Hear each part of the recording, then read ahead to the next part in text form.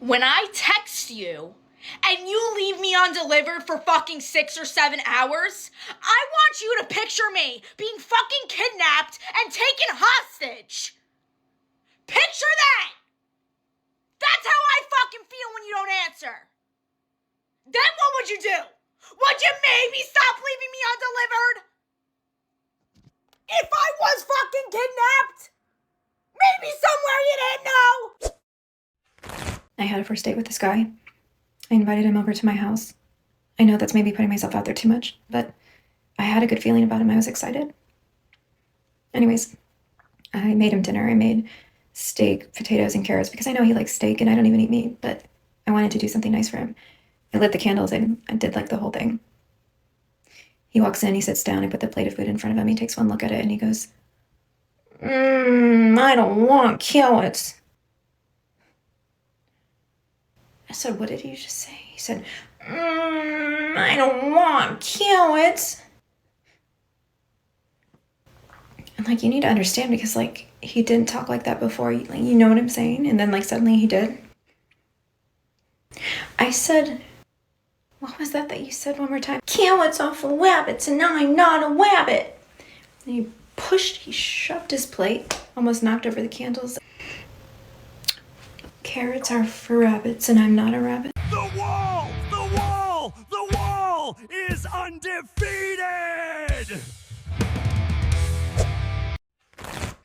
Sorry for the sloppy AI intro, but I had to do it. Welcome back, gentlemen. Get ready to be entertained once again by our beautiful, strong, and independent old hags. If you haven't subscribed already, please consider doing so. Let's go. I'm single and I haven't been touched in a very, very long time.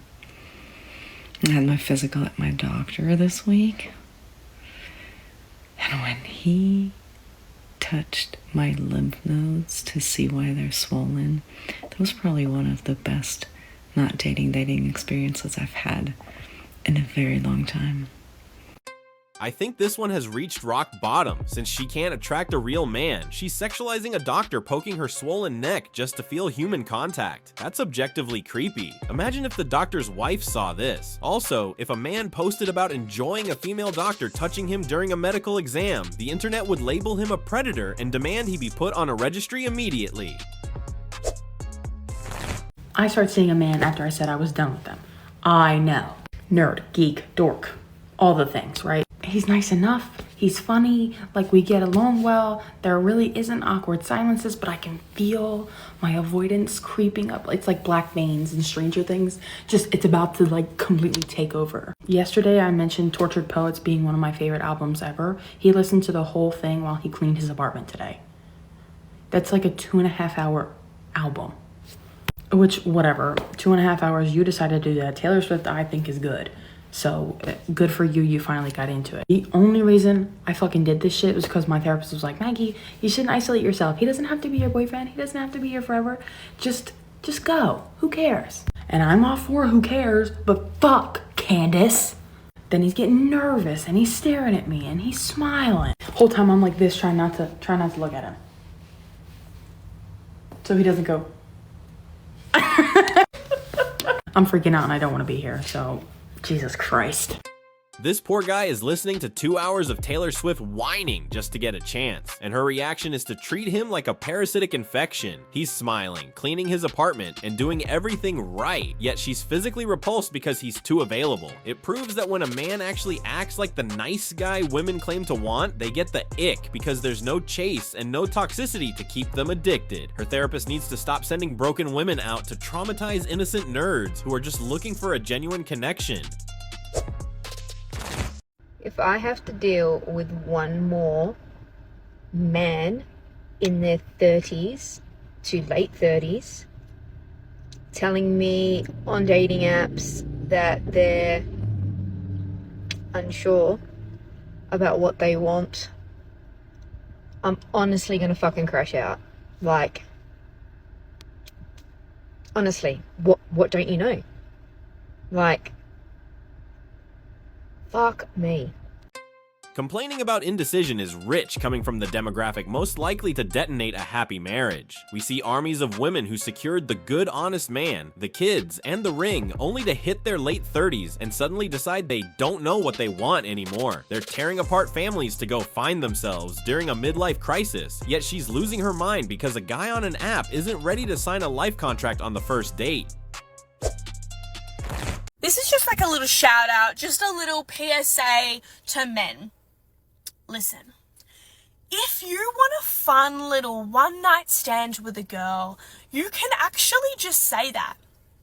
I know it's crazy, but you can actually just say that. You don't have to take her out on a date, wine and dine her, convince her for 2-3 hours that you're looking for something, you know, a relationship, then down the line get with her, and then tell her you wanted something casual. Because 9 times out of 10, if you were just honest with her from the start and said, hey, look, I'm looking for something casual, she's either going to be like, okay, perfect, yeah, sounds fun to me, or she's just going to say no. And then you can find someone else. Problem starts when you try to convince us that you're looking for something serious, we then get invested, and then you tell us that you're looking for something casual. Whereas if you had just said that off the bat, we would then know not to get invested because it's nothing serious. Oh my god, it sounds like common sense.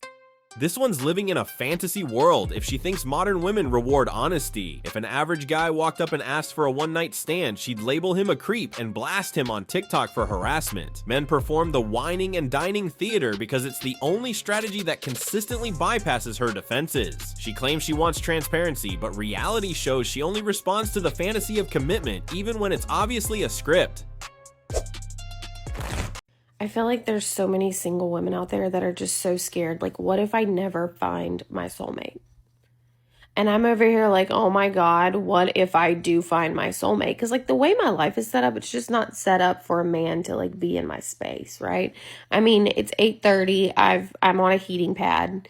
I don't want to be talked to or bothered while I scroll endlessly. And I just brought an entire pecan pie to my bed.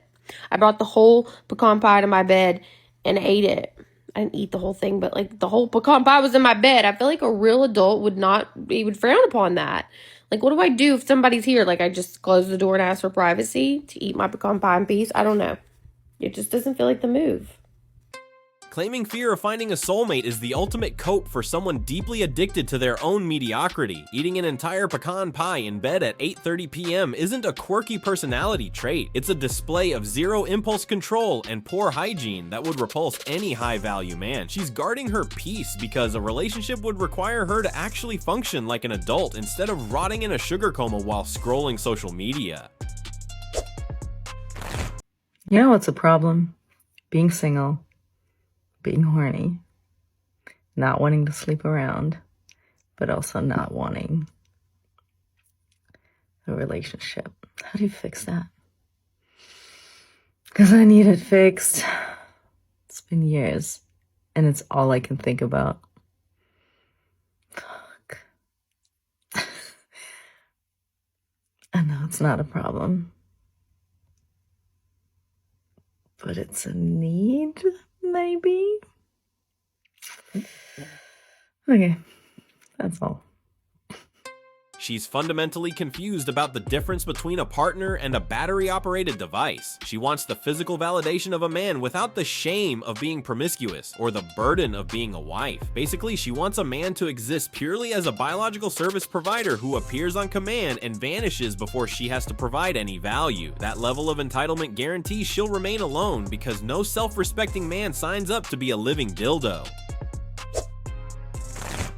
Please tell me, why don't people make out anymore?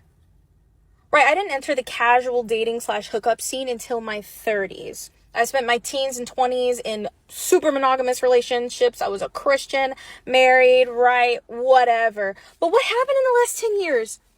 What are people doing? I asked one of my more recent partners, why don't you like making out? And he said, quote, it's boring. Boring? He said, if I do it for too long, I lose, and I can't perform. What are you people gooning to nowadays that making out does nothing for you? Right? what the hell is happening out there? If I think about making out for too long, my stomach starts to hurt over how much I want it. Right? And then I get depressed that I can't have it. When I fantasize, that's 90% of it. It's making out. I feel like whips and chains. Is that the new foreplay? What are we doing? She's hitting the streets in her 30s and is shocked that casual hookups treat her casually. Making out is intimate bonding behavior, and these men aren't looking to bond, they're looking to bust. She gave her prime monogamous years to her ex, and now she's demanding boyfriend treatment from guys who see her as a quick stopover. If a man goes limp kissing her, it's not porn addiction, he's just trying to skip the fake romance and get to the only utility she's offering. Me see man on Hinge. Man kinda decently cute. Man 6'2". Me swipe right. Man DM me DM man. Man add me on Snap. Me add man on Instagram. We talking well. Me find out man has a kid. Me don't really like men with kids. But me, we digress. Man say we going deep. Me say sure, let's do it. Man say Korean barbecue. Me say hell yeah. Me and man texting all day. Man say made reservation for 8 p.m. Me no hear from man at 6 p.m. Me no hear from man at 7 p.m. Me doing nails. Me check Snapchat. Man blocked me. Me say, okay. Me go on nail page. Me DM man. Me say, pussy ass bitch. Me don't care. Me go out with my friends. Me have good life. Me forget about man. 1 month later. Man add me on Instagram. Man say sorry. Man say let me take you on date. Me say no, not interested. Man keep trying. Me let man get my number. Me a fucking idiot. Me stupid. Me is dumb to do that. Me let talk text man going away. We be texting man love bombing me. Me no man homosexual.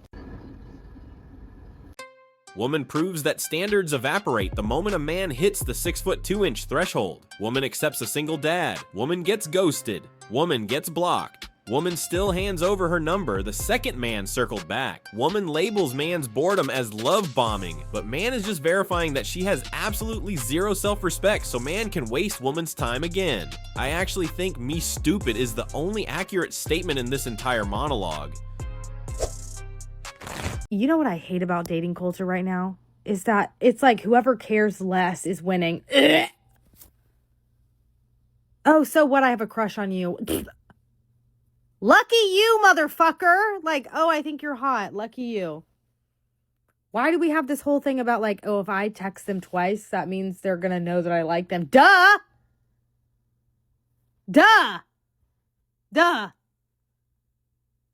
And who gives a fuck if you text them twice? If they don't like it, then they're just not going to respond, and that gives you your fucking answer, then you can move on. Or they might like it and they'll respond. Either way, it's a win-win for you. Who gives a shit? Ew, I hate it. Like, ew. I'm going to be so cool. I'm going to act so stoic. And I'm going to act like I don't have any feelings. I'm going to act like I don't like it that you're texting me. Yeah, I want you to text me. Yeah, I'm going to text you back. Who gives a fuck? Who gives a fuck? Caring less isn't a game. It's the law of supply and demand, and she's flooding the market with cheap goods. She screams lucky you like her obsession is a prize, but high-value men view that lack of impulse control as a massive red flag. Double texting simply signals that she has zero options and even less patience. If she stopped vomiting her feelings for 5 minutes, she might realize that mystery creates attraction, while her approach just creates the urge to block her. I was at a bar this weekend and I'm talking to this guy and he asked me how old I am. I say I'm 26 and he goes, wow, you look great for your age. I said, how old did you think I was? He said, 22. Like you look amazing. For your age? I'm 26. Am I old? Like, is that an old number? So I came home and I told my brother that story and he said, well, yeah, you're turning 27 this year. So yeah, you're about to be 30. You are old. I said, oh my God, kill me. The wall remains undefeated, and she's just seeing the first bricks. Being told she looks good for 26 is the universe whispering that her years of peak market value are slipping away. She's offended because she deludes herself into thinking she's still competing with 21-year-olds, but the dating market disagrees. Her brother is the only honest man in her life. 27 is the final countdown. Instead of panicking at a bar, she should be panic searching for a husband before she hits 30 and becomes invisible to the men she actually wants. I've been single for so long that it's like, if I were to get into a relationship, I don't even know what I would do. Like, I don't know how I would function. Like, what do you even do in a relationship? You know what I mean? Like, I don't even know. I'm starting to think that maybe I'm the problem because everyone around me has a freaking boyfriend who treats them incredible and is super nice to them. And I, for some reason, can't get a boyfriend and they all don't want to commit to me and they just want to use. I feel so unlovable. Is it just me? Or is it everyone? I don't know. I'm losing my mind. I'm losing my mind! God damn, I feel so unlovable. I can't do this. Everyone around me is I feel like I'm third wheeling all the time. Am I the only one? Okay. I want everybody to take a wild fucking guess how many drinks I paid for tonight. 0 drinks. Does anybody want to take a guess as to how many guys asked for my number? 3. The answer is 3. How many guys asked to come home with me? 2. The answer is 2. How many was I interested in talking to? Fucking 0. Why? Because I want to talk to the guy that left me on fucking red. I am uninterested. We literally just went through this situation, and I haven't learned my lesson. I want the ones that don't want me. This is definitely an attachment problem. I have an anxious attachment with the ones that don't want me, and an avoidant attachment with the ones that do. I want guys to want me, I just don't want them all the time. You know? I want obsession, but I need space. But not too much space. I'll take some breadcrumbs. Damn. I just want a hyperfixation to work out. At least for a little bit. I want to have fun, flirty fun, and be into somebody I'm actually into. It's a rough life out here. Anyways, this fucking one guy goes, "Where do you live again?" So I gave a general direction, and he goes, "Could you take me home?" Why do guys want to be princesses so bad? And I said it just like that. I said, "No," with this look on my face. And he goes, "Well, why not? I'm on the way." And I said, "Because you're a grown man and it's not my responsibility to get you home." And he goes, "Well, fine, just sit there and look like you hate everything then." Fuck you to the highest degree. I don't know. I need a new hyperfixation. I need somebody that's obsessed with me, that I can be obsessed with, that when I pull away and get avoidant, lets me do that. So yeah. And if I hear the opening line, "What are you doing in Vermont?" one more time this week, I'm gonna start racking up bodies. $0 spent and 0 accountability found. This woman is bragging about extracting resources from men she has 0 interest in, while obsessing over the one Chad who correctly ignores her. It's the classic toxic cycle. She despises the men who validate her and chases the man who treats her like an option. Calling a guy a princess for asking for a ride after she let men subsidize her entire night is the height of entitlement. She admits she wants a hyperfixation rather than a partner, proving she's addicted to the dopamine hit of toxicity. Guy's ego can never handle when you're just not interested in them in a romantic way. Like the amount of times where a guy follows me and I follow him back, whether it is because I think he's cute or maybe I just know about him, or they DM me something funny, so I'm like, okay, like follow back, you know, you're funny. But when y'all go to like text or something and you're just not interested, like they immediately unfollow you. And it's like, okay, well, why would he follow you if you weren't even interested? No, it's like, I thought we could be friends. I was down to be friends. Like, did you just expect me to be like, yeah, daddy, let me come No! I was just wanting to get to know you, you know? Build some mutuals on social media. Fuck you. I go and it's like immediately unfollowed. Like, okay, you're pissed because I'm not interested in you in a romantic way. Like, you are so immature and that's the biggest turnoff. Calling it immature when a man walks away is just her being mad she lost a free attention source. Think of it this way, if you walk into a restaurant specifically for a steak and the waiter says, "We don't serve steak, but you can sit here and smell the menu," you leave. You don't stick around just to support the business. These specific men aren't there to be mutuals or boost her Instagram follower count. They're looking for a relationship. When that's off the table, they correctly take their business elsewhere. The men in my DMs do not understand that just because I can get a bunch of men to run a train on me doesn't mean I want to get a bunch of men to run a train on me. You know what I'm saying? Like, I can see so many comments being like, "Ew, she's so used. Everyone's been with her." Really? Really? Oh, is that right? I am the kind of girl where it's like, if I don't have an emotional connection with you, you're not seeing my whole, okay? If we haven't been on a few dates and like really gotten to know each other, I'm not bending over. Like, I can't. I have to like have a fantasy of you first. There has to be some back and forth banter for a while. Like, I gotta be warmed up. I'm not just bending over. Like, come on. Describing herself with terms like "run a train" and "seeing my hole" while demanding chivalry is a level of cognitive dissonance that deserves an award. Men aren't misinterpreting her character, they're simply reading the billboard she put up. If a store advertises discount goods, the owner can't get mad when customers don't treat it like a luxury boutique. I have another question for men. When you guys are eating the box, what are you guys thinking of? Like, are you actually like thinking of like them? Or are you thinking of like, when is the next game? And did I turn off the stove? Like you've ever cooked before. You mean, did you close the microwave door? No, but serious, like, do you think of them or do you be like, man, I wish this was Tiana Taylor or Kalani. Ooh, Angelina Jolie in a Tomb Raider outfit. Is that what you guys are thinking about? See, because when I'm in there, when I'm in your mom, right, I'd be like, all right, let's check and see if she cleaned the hood. Perfect, no cream cheese in there. Time to lick it spickety palong. And then I also like to, like, if I can reach, because I have T-Rex hands, so I can't reach real good. But if I can reach, bing, bing, play with a neep, neep, with a neep, neep. Do you guys do that too? Like, what are you thinking? I do think sometimes, did I put a load of laundry in?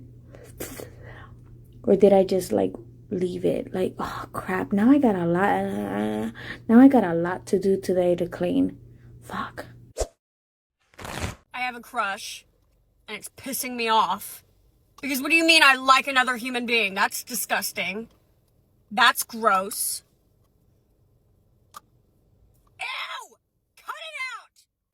This woman's been so conditioned to view men as the enemy that her own biology feels like a betrayal. She's calling it gross to protect her fragile ego, but she's really just terrified of the vulnerability required to sustain a relationship. I'm 31 years old. I live by myself. I pay all my own bills. I pay for my rent, my insurance, my car, my this, my that, my student loans. And I cook and clean. And I work out. And I take care of myself. And I look good. And I show up for my family. And I show up for my friends. What makes you think that I'm impressed by, come over and chill, we'll figure it out? Next. Listing basic adult responsibilities like paying rent and wiping your own counters isn't a flex. That's simply the baseline for existing in society. Men aren't impressed that she pays her own student loans because they aren't looking for a roommate to split the electric bill. The reason she's getting come over and chill offers is that at 31, her market value doesn't command the red carpet rollout she thinks she deserves. She's aggressively marketing her financial independence to men who are actually looking for femininity and peace, neither of which she seems to possess. I was one of those girls last year who ate 12 grapes underneath the table on New Year's, trying to manifest the love of my life. Do you think that happened? No. And I don't even like fucking grapes. I don't like fucking them and I don't like eating them. Okay? So while I was eating those grapes, I was sitting here going, I don't like these. This is fucking hard to eat. Love of my life. Can you imagine being the universe and receiving that dialogue? This is hard to eat. I don't even like these. Love of my life. I don't like this. Love of my life. The universe is like, what the fuck do you want, dude? You know what? Fucking here you go. And instead of manifesting the love of my life, you know what I got? 12 emotionally unavailable men. Yeah, so you bet your ass I'm not eating 12 grapes under a fucking table this year. You know what I'm going to do? I'm flying to Miami. And I'm going to meet up with my friend Molly. And I'm going to shake my ass so fucking hard from sunset to sunrise. I'm going to find some lonely motherfucker like me. And I'm going to go, get over here. And I highly recommend you do the same. Blaming fruit for a year of bad dating decisions is peak deflection. The universe didn't send 12 emotionally unavailable men. She specifically selected 12 guys who had better options than settling down with her. Now, instead of self-reflection, she's doubling down on the exact behavior that keeps her single. Flying to Miami to shake ass is a billboard advertising recreational use, not long-term commitment. She's trading superstitious desperation for degenerate behavior, guaranteeing that next year's recap will be exactly the same, just with a hangover. I'm Renee. I'm 46 and I still live in my best friend's basement. I do pay rent and I did push forward today and worked through some shit, tackled a to-do list. People wake up with anxiety. People go to bed with anxiety. Life can be tough. The waves of life, you know? Anyway, these are my cats. Well, this is Olive. And this is Bowie. Bowie, handsome little boy. And let's keep going.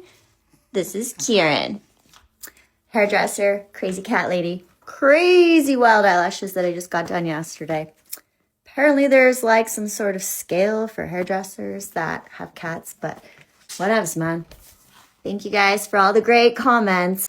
Living in a basement at 46 isn't riding the waves of life. It's drowning in the consequences of poor long-term planning. She frames her situation as a quirky bohemian struggle, but reality checks don't care about wild eyelashes or how cute the cats are. That anxiety she feels isn't a disorder. It's her survival instinct screaming that she has no assets, no family of her own, and no safety net as she pushes 50. The crazy cat lady trope isn't a joke here. It's a lifestyle she's cemented while seeking validation from strangers to distract herself from the fact that she's essentially a teenager with wrinkles.